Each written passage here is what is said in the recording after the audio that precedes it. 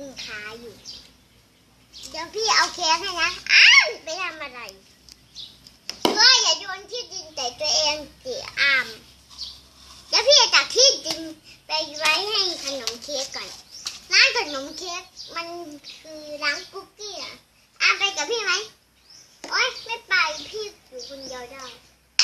ไปเลยไปไหนอามไปทำคุกกี้ให้พี่ก่อนนะทำตำบักหุ่งคุกกี้ดูมือ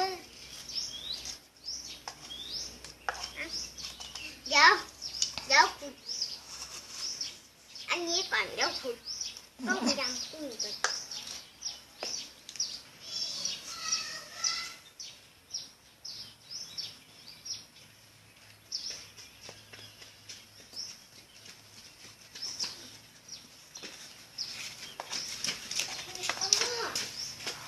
ให้อยู่บนรถ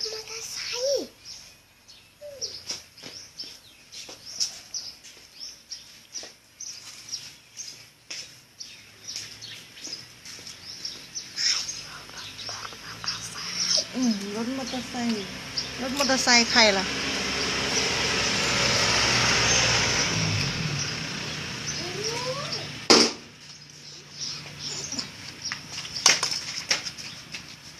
บ๊ายบายกัน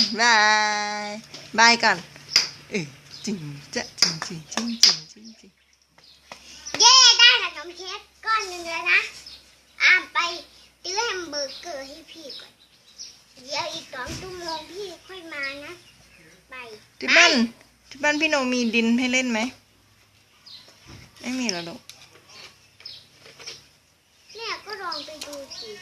ตรงที่หนูเล่นอยู่หน้าบ้านมีไหมแม่ก็ลองไปดู